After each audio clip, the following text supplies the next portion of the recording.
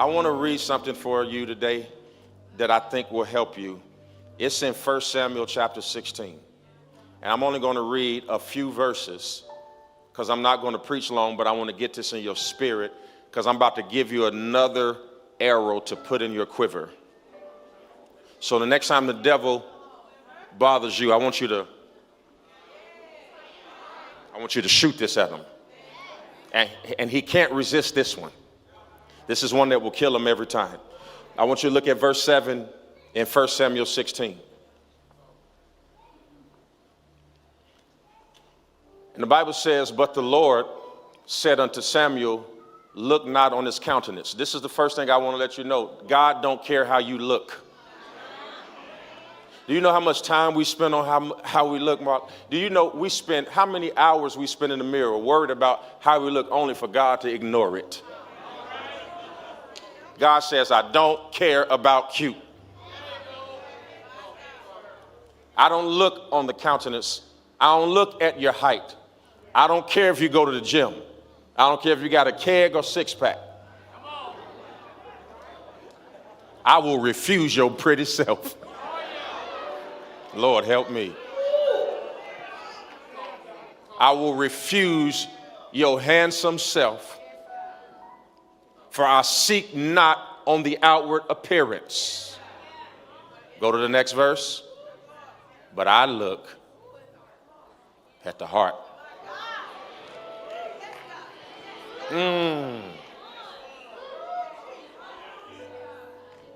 How many of y'all hear me already? Go to verse 10.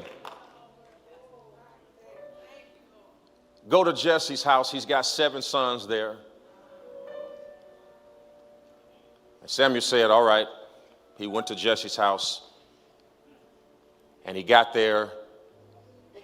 And Jesse kept bringing sons before him. And Jesse looked at every one of them and said, God has not chosen these.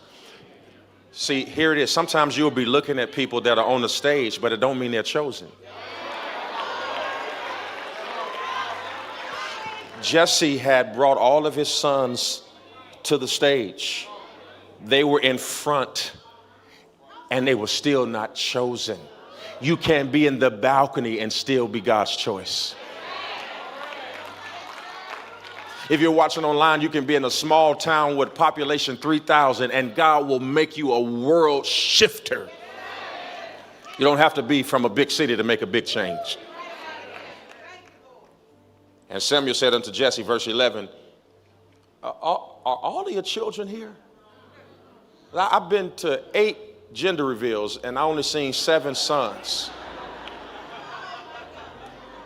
Where's that little one? You remember that little one? Where's he at? He said, oh, he insignificant. He out there in the field working on the sheep. Samuel said, go get him. Do you know that when God wants you, he'll find you wherever you are? Look at me. I'm from Gary, Indiana. Gary, you ain't been there. That's why you're looking at me. I'm from Gary. Google Gary when you get home. I want you to do me a favor. Google Gary Hotel. Won't come up because we don't have one.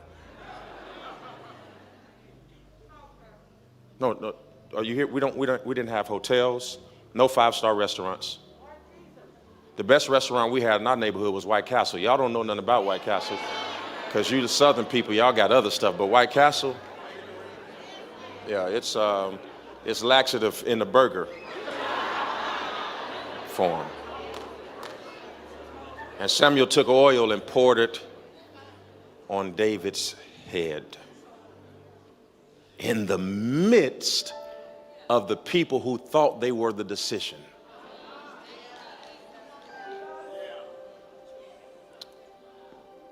I think I'm done reading. You won't understand what I'm talking about right now. I'm going to explain it. But I want to talk about something that gripped me for the first 28 years of my life. It had me for 28 years. I fought it for 7 years, and I've only been free from it in the last 3 years. Okay? For the first majority of my life, this thing had a grip on me so much so that it controlled every decision I made. I've only recently, in my late 20s, early to mid 30s, learned to fight it back. And I've only recently, in the last few years, been able to confront it and control it at times. And the reason why you're in this room with me is because the same thing I struggled with growing up, you're struggling with now. And I'm getting ready to try my best to help you through it. I want to use this for a subject today: the orphan spirit. The orphan spirit. You may be seated in the presence of the Lord. Now, I know automatically that sends a shockwave through your system, because in order to be an orphan, theoretically, your parents have to be dead. Because an orphan is the child of deceased parents. Subsequently, when you don't have your parents in your life, you struggle with identity. And I will go even further to say this, especially for young men, not to exclude women, because I found out through my own sister that this is also true, that when you don't know your father, you don't know you. If you don't know your father, he's got brothers and sisters and ways of life that they grew up in, and most of us grew up around our mother, so we know all of how crazy our people are. But sometimes your mother will look at you and say, "Where did you come from?" And she's only thinking about her. I wish our response would be, "My daddy. I came from something I can't explain. I came from something that I didn't get a chance to witness, because in his absence, I had no presence." And yet, because we share DNA, I am crippled by what I cannot confront. Because I am him and he is me, and you are him and she is him. Most of you in this room are dealing with demons, and you cannot identify them. And you may be saying right now, "My daddy was there." Just because he was there doesn't mean he didn't have demons.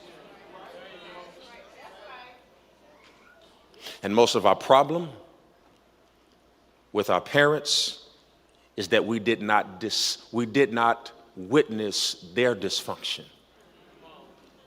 By the time you were old enough to realize who they were, they already had coping mechanisms for what damaged them before they gave birth to you. I'm going to help you today.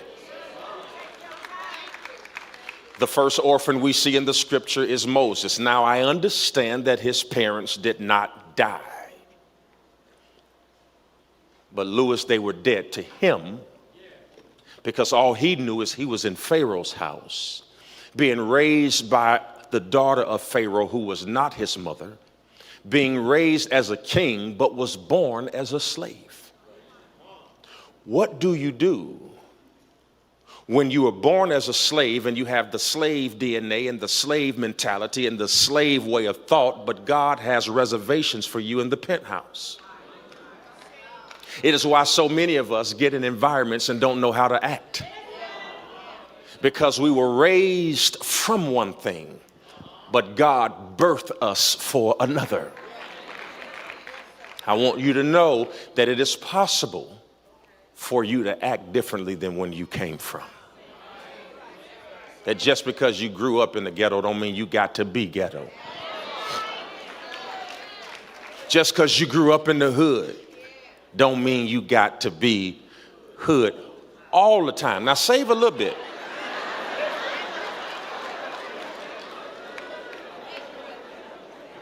My ratio is 80% suave, 20% hood. The 20% is for the people who don't respond to Jesus. That's a good balance. Jesus would heal the lame man and he would speak to the deaf person. But if you did something, he'd turn over the table. Hood.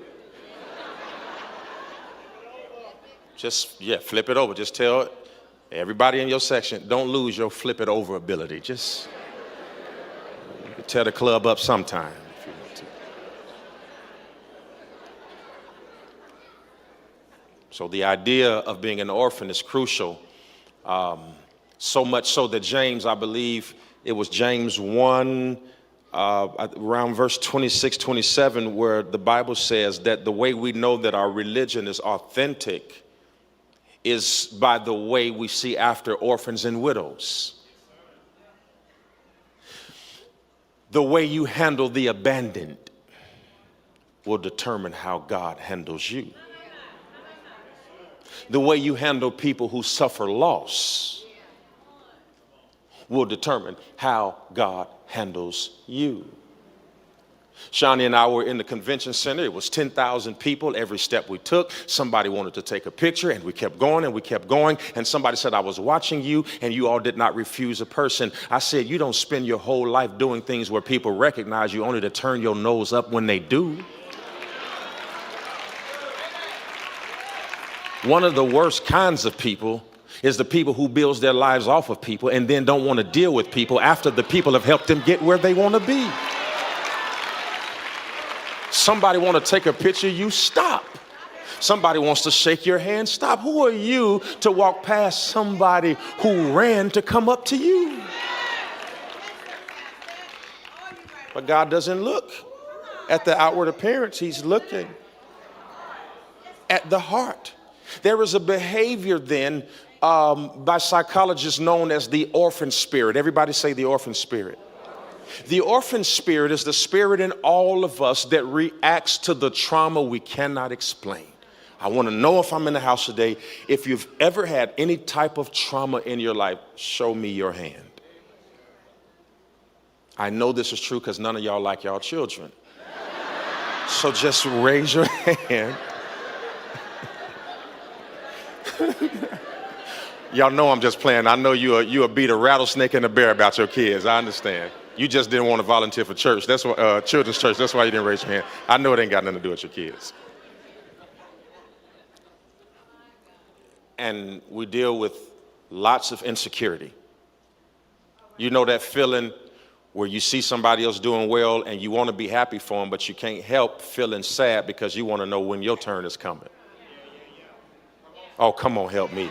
And see, this is the thing that we don't talk about it out loud because we'll be sitting there looking at somebody, oh my God, they are right where I want to be. Congratulations. I'm sad because it's not me. I'm so happy for you. When is it going to be my turn? Look at you, you doing well, but I'm not doing so well. And there's this thing going on inside of you, but you can't tell anybody because it looks like jealousy. But baby, it ain't jealousy. I'm just curious about when it's going to be my opportunity.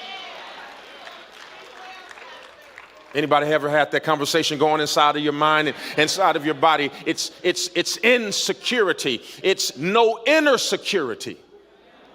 Because we all got outer security. We got our stature and our growl and our grimace and our structure, and we hold our head up and we hold our chest out, and I don't care what nobody thinks about me, and I don't care what anybody feels, and I am more than enough. And yes, you're saying that when your mouth, but your spirit.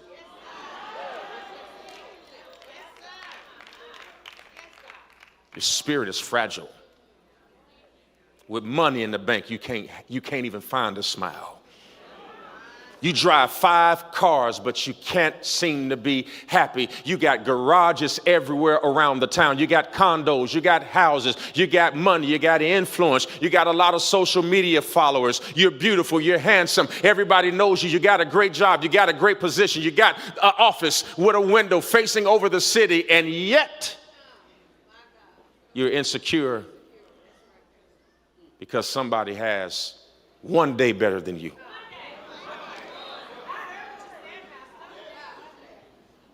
Because they got a post with 5 more likes than you.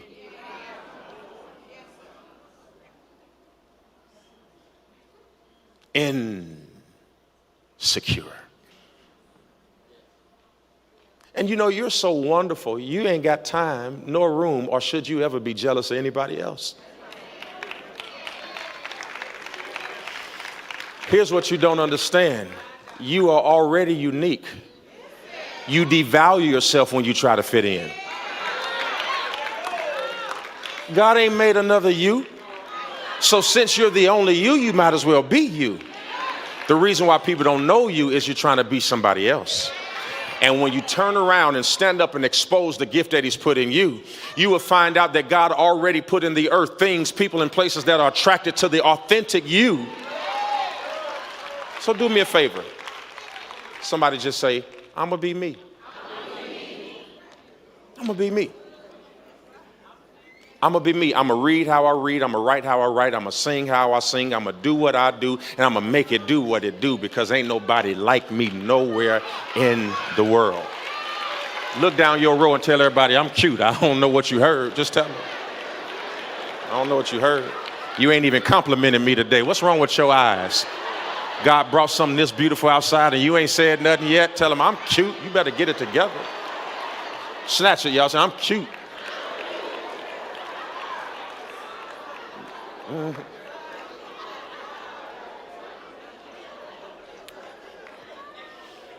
Everybody say the orphan spirit. Joe, the orphan spirit falsifies reality, and like a computer, it corrupts the information in the subconscious. Let me say that again. Keion, that was good. So what the orphan spirit does is let me see if I can say it again, is it falsifies reality. And like a computer, it corrupts the information on the hard drive, or in our instance, the subconscious, which is why it is so easy for you when you're upset to shut down. Any shutdowners in the room? When you don't like it, when you don't understand it, when you don't feel like talking about it, you just shut down. Some people shut down so hard that even when you're talking to them, they can't get a word out of their mouth. Just talk to me. What's wrong with you? Say something before I bust on your head. I'm going to put you out. I'm going to set you on fire. They're so stubborn that they can't even respond in a threat. If you sit next to somebody, just kind of, so I know who I'm preaching at. The girl in the back said, Red.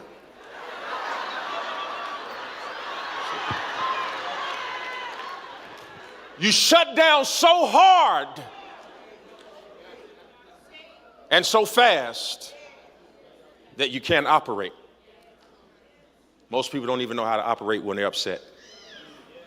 Can't be around people they don't like. If you walk in a room and see somebody you don't like, you walk right out, because you can't even stand to be in 100 feet. Oh, but that's the orphan spirit. Jesus sat at the table with a betrayer for 3 years. You never heard him complain about it.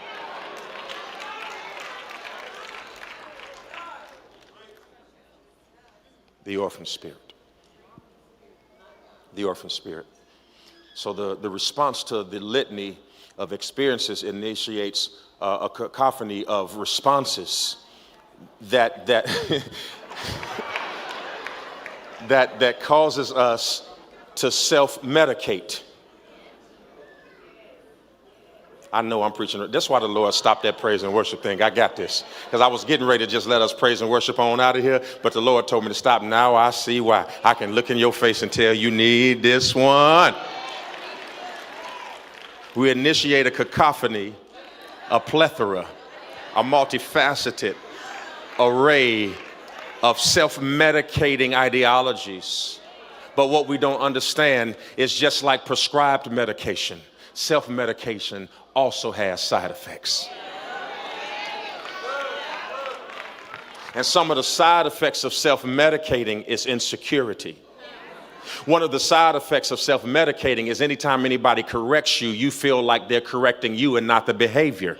And so you shut down, because anytime you get instruction, you feel insecure because you think that when I don't like what you did, it means I don't like you. But that is not the truth, because you must learn the difference between what you do and who you are.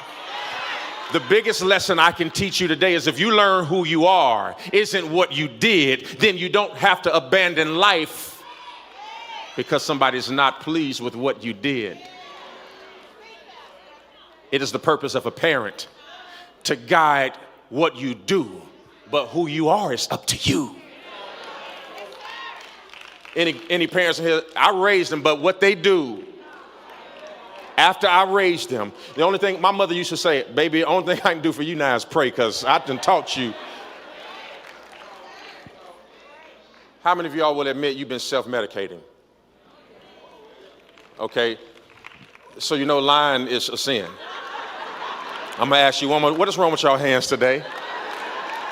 What is wrong with y'all hands? How many of you all self-medicate? Whether it's drink, whether it's, oh yeah, don't you act like, Ciroc don't just taste good. It ain't like it tastes like Kool-Aid, so what you drinking it for? So you can escape the pain. Because the more buzz you have, the more you can enjoy life or the moment. So you get a buzz to escape reality, only to be depressed when you come down off of the buzz. Then you end up sleeping with somebody you can't stand because you want to feel comfortable for 5 seconds. Depending on who it is, 15.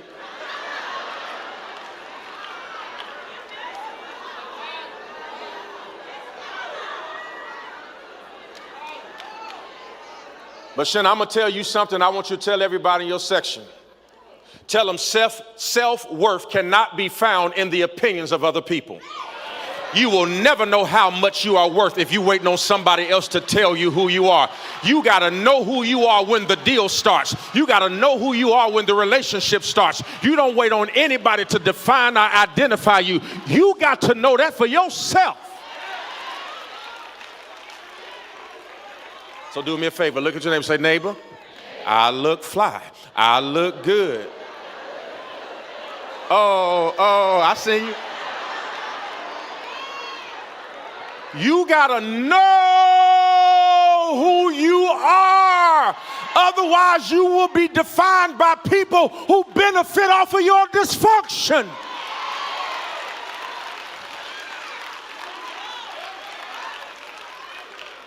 I know who I am. And it was the greatest discovery of my life.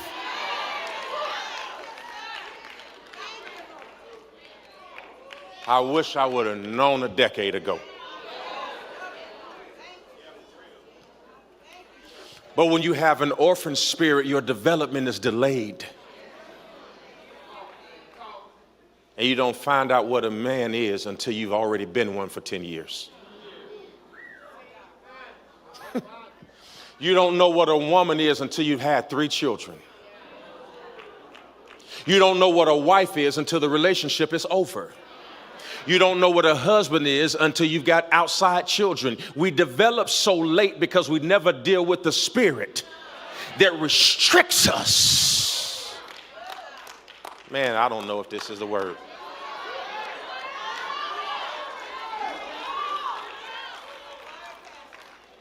And eventually the self-medication and the anesthesia that you took wears off.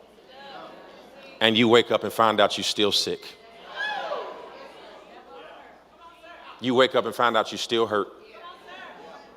You wake up and find out that you thought you moved on and you are right where you left off. Because one trigger will send you right back to that crazy person you used to be. Anybody thought that you had made a whole lot of progress? You're talking about, I'm working, Jesus been working on me, and I'm better, boo, look at me. And then somebody say something, you pull out your blade. How you better? The demon wasn't asleep. It was just in a coma. And when it woke up,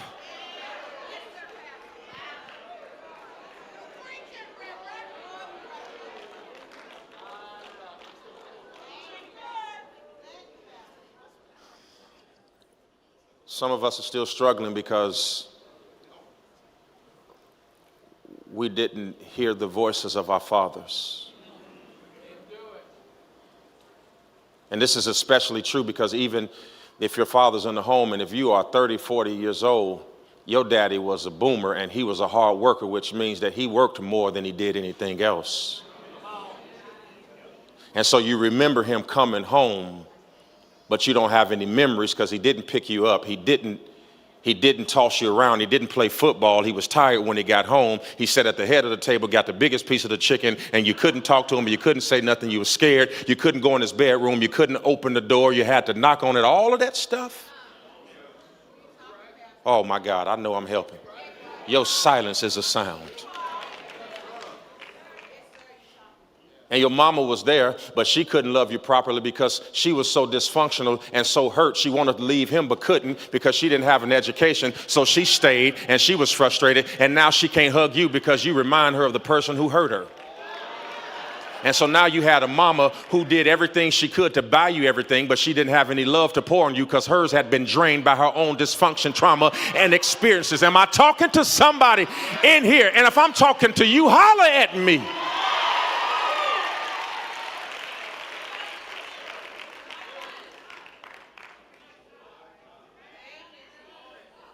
The orphan spirit. The orphan spirit. Man, this thing is all in this house. I can feel it so heavy. I feel every one of y'all on this stage. I literally have butterflies in my stomach. I feel you pulling on me. Because you've been dealing with this all of your life. And the truth is, you are more sick of you than anybody is. But you can't say that. And so since you can't say I'm sick of me, then you say you're sick of everybody else. Because as long as you can keep blaming people for your dysfunction, you don't have to confront your reality. But why don't you just decide to stand up today and say, I'm tired of me. I hate when I can't control my reactions. I hate when I can't control myself. I hate when I can't control what I think. The good I would do, I do not. And the things I do not do, I do. Why? Because evil is present on every. Paul said, I'm perplexed, but yet not in despair. Cast down, but not destroyed. I'm bipolar and I haven't been diagnosed. I'm Dr. Jekyll and Mr. Hyde. I'm Dr. Jekyll in that whenever God does something with me, I hide because I don't want to be seen. I don't want to be out front. But I'm Mr. Hyde because when nobody pays me attention, I get insecure. So on one moment, I'm saying, I don't want to be seen. I don't want nobody to see me. I just want to be in the background. I just want to be a support. But then when nobody calls your name, then you're growling, where you at? Ain't nobody hollering. Ain't nobody calling. Dr. Jekyll and Mr. Hyde. Don't see me. See me. Don't talk about me. Talk about me. Leave me alone. Don't leave me alone. I'm mad at you, but hug me. Don't touch me, hug me. If you touch me, I'm gonna kill you. Hug me. Why didn't you hug me? You don't love me. What? Shut up. Confused.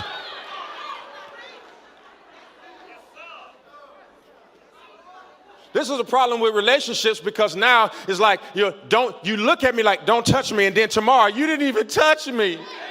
Well, who gonna touch you with that growl on your face and that scowl? What was I supposed to do? I thought you was gonna stab me if I came near you.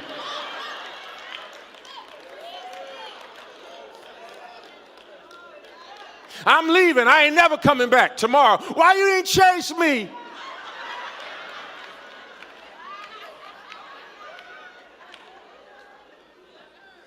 The orphan spirit. How many of us got it? Some of y'all need to say, I am the orphan spirit, and we are many. Y'all remember when Legion said, my name is Legion, for we are many. He has 6,000 demons inside of him. And every one of us in here, you got multiple personalities. Happy, sad, depressed, ready to conquer the world. internal, external, introvert, extrovert. Well, I'm an introvert when I'm around people I don't know, but I'm an extrovert when I'm around people I know. That's called normal. That's just like the rest of us. I can't even get to the scripture because I feel like we stuck in this cycle of the orphan spirit where you are sitting in that seat wonderfully made, feeling like you're worthless. You ain't got to admit it. I know it. I can see it in your face. Beautiful enough to be in a magazine, but hate what you see in the mirror. Smart enough to open a Fortune 500 company, but you can't ever get over it because you've been a baby and you're a grown man. And then we're stuck. And any attempt to make us better, we reject because correction is painful. And when we are confronted with our own realities, we get sleepy because we'd rather you just shout us, give us a little medicine so we can make it to next week. I just want to feel better, but I can't show up for my own deliverance. So any sermon that lasts longer than 30 minutes, I don't want it. But you know, surgery lasts for hours. This is a procedure. This is not a checkup. Checkups last for a few moments, but when you settle down to get the procedure, you got to check in. You got to make sure your vitals are right. Then you got to check out. It takes time to get well. Let me hurry up. But I do know that your orphan spirit has caused you to react in a way that's alienated the people who were drawn to who you used to be.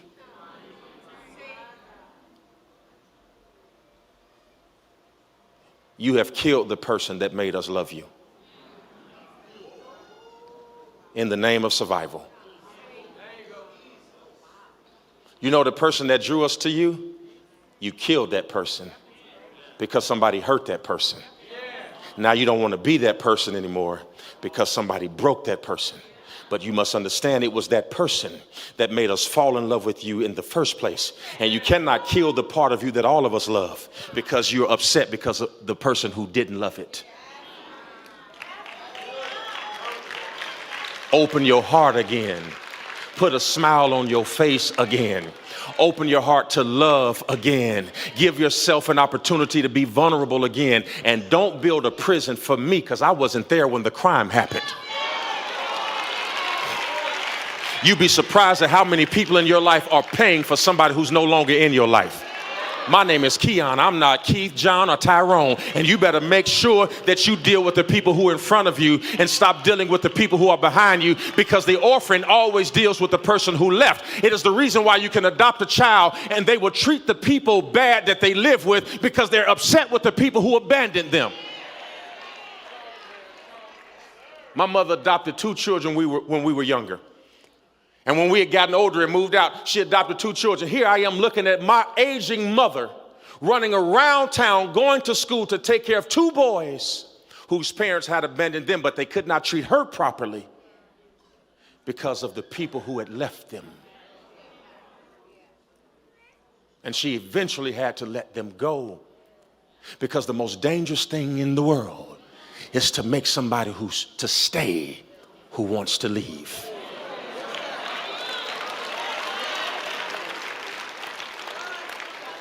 Touch them and say, I tried that. That don't work.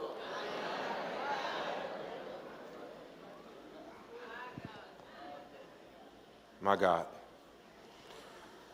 Well, let's see what we got next.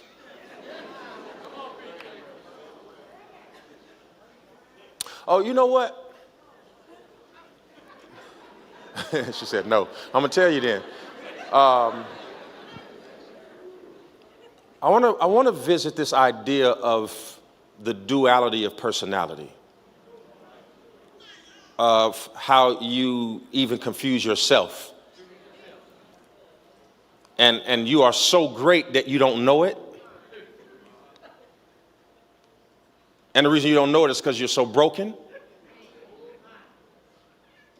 And here you are, thinking that everybody is jealous of you. But what you don't know is they're really annoyed with you. Because they're looking at you saying, if I had what you had. You think people are jealous of you, they're annoyed with you because they're looking at you like, oh my God, do you see what God gave you? Do you see who you are? Do you understand that if I had half of what you had, I would be happy? And to the people who are annoyed with the people who are blessed, here, let me give you the other side of the coin. You couldn't handle what they had to go through to get where they are. And so instead of all of us judging each other, can't we all just get along and recognize it rains on the just and the unjust? Sometimes you're up and sometimes you're down. And when you're down, I'm going to bring you my up. But please don't forget me, because when I'm down, I'm going to need your up. When I'm depressed, I'm going to need your prayers. But baby, when I see tears from you, I'm going to wipe them from your eyes. Is there anybody in the room and watching me online that understands that sometimes you just need to be who you are for the people you can be it for, and those who don't want you, don't force yourself on them, and those who do, give them all you got without the burden and the blessing of your past. Just do me a favor and tell somebody near you, I'm here for you. I don't need anything from you. I'm not trying to use you. I am binding up that orphan spirit that makes you think that every time somebody looking in your direction, they talking about you. I bind that orphan spirit that every time somebody walks past you, you don't think, oh, they acting funny. Do you know some people ain't looking for you and you ain't that important that everybody see you every time you walk in a room? Oh, they acting funny. They didn't say nothing. Well, you didn't either. So who's acting funny? It's a two-way street. People always say, they acting funny. They ain't even say nothing. Well, if saying something is the benchmark, then say something when they don't say nothing. Shani will tell you, I make people see me. I walk around in my neighborhood where our neighbors don't see us, and they be looking at me, and I be like, hey. I said, hey. Hey. You gonna speak to me? I make people speak to me. I make them. I can tell when they don't like me. I'm going, come here, buddy. I'm glad to meet you. You going to hug me today?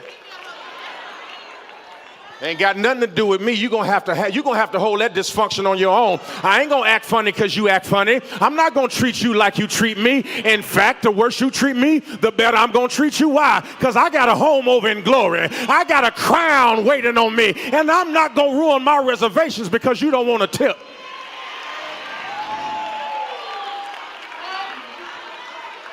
So give your neighbor a high five. Because you sit next to them funny, I don't want to do high fives in church people. You know, I didn't come here, it's COVID. You wasn't worried about that at the New Edition concert. I saw you, I was there, you was twerking, you was picking it up, letting it down, dropping it like it's hot. Now taste and see that the Lord is good and make some noise in the house of the Lord.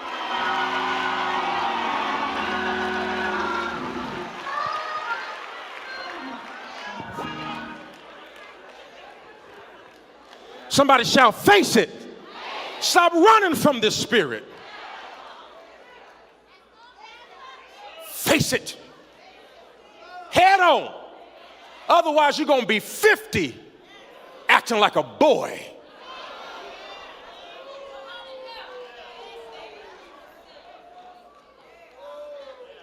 You're going to be 50 acting like a girl. Face it. Deal with it. Confront it before it destroys you.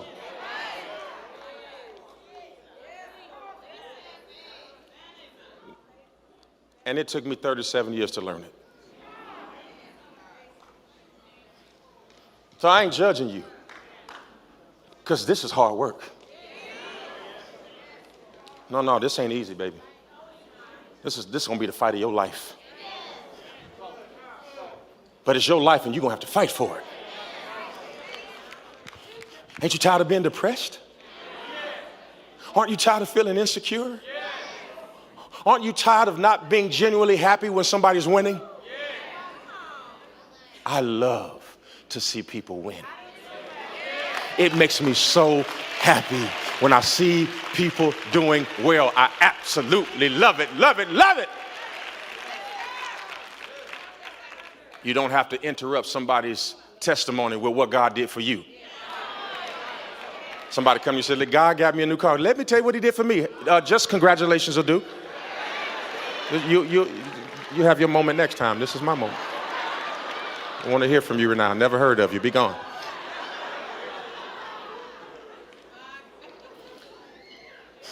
If you don't do this, you're going to pass this trauma to the next generation. Now, I'm telling you right now, that ain't good. Bishop Jakes was telling us at the conference, y'all doing all right? Because I'll let you go if you want to go. Some of them like, yeah, I do. Go ahead. Listen, they did a DNA structure test and analysis on the people of the Holocaust. Bishop was telling us this week in the sermon, and he said that when they did an analysis of the DNA structure of the survivors of the Holocaust, they did it on the grandchildren and found out that their molecular structure had been changed because of the Holocaust, which means their lives were changed by an event they didn't even witness. Your trauma can be so deep that you can be transferring it to your baby while you're rocking it.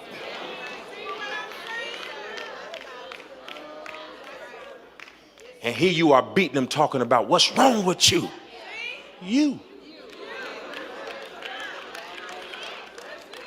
The only reason why David had to fight Goliath is because his parents didn't kill all the giants in Gath. If they would have killed all the giants in Gath, just like God told them to, there wouldn't have been any giants to fight. But whenever you want to rock your giant and feed your giant and hope that you can change your giant wakes up and acts like a tiger and bites your neck off even after you fed it.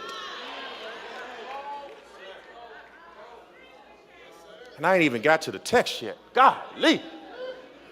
I'm going to let y'all go because I know y'all can't handle this.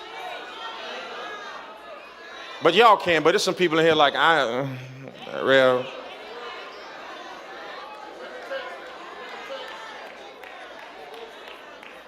You can't rush surgery.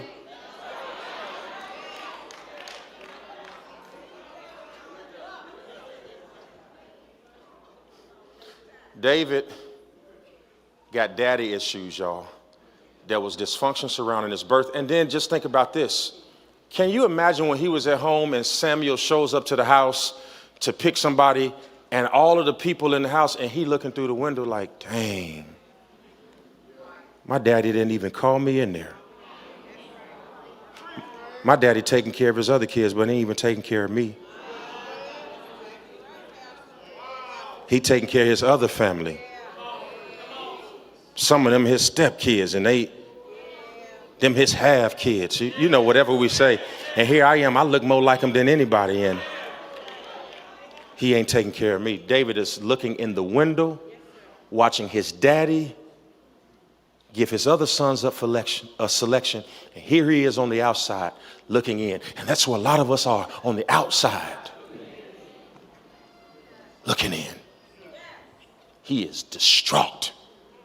David's got all kind of stuff going on in his heart. I was watching the internet on one of somebody's page, and I'm not going to talk about it because I don't know all the facts, but we all saw what happened at the Oscars. And now they're going back and see, trauma always has a way of resurfacing at an event. Now they're going back finding old recordings of Chris Rock. And one in particular I saw where he was talking about how he got beat up as a kid. And so how he had to deal with being beat up as a kid. And then he said he was on Saturday Night Live the last time somebody walked up and punched him in the face and robbed him. He was a grown man. And he said, the thing about trauma, you better hear what I'm getting ready to say. He said, the thing about trauma is that whenever you think about it, your body feels like it's happening right now. He said you're experiencing it right now. And that is where most of us lose the top on our lid, is because anytime we think about the thing that hurt us, we cannot think about it in its proper position. We can only think about it where we are. Here you are ready to fight over something that happened and not happening.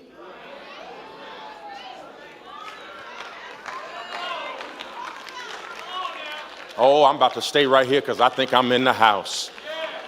You deal with everything as if it's happening right now. You cannot deal with anything individual, and the only courage you have is to wrap all of your experiences into this moment so you can justify your illegitimate response. I'm mad with you because this ain't the first time it happened. But what if I added up all of the...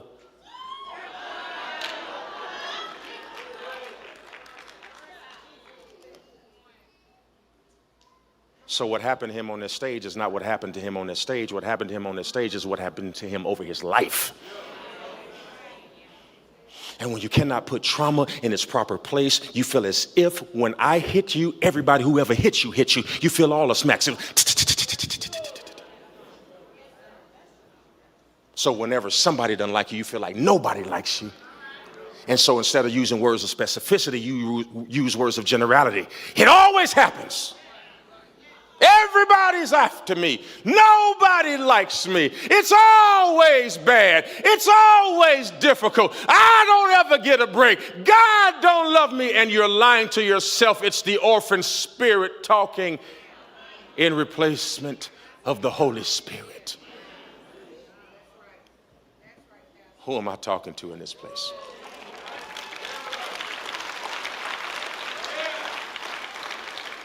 If I'm helping you, say, go deeper. Go deeper.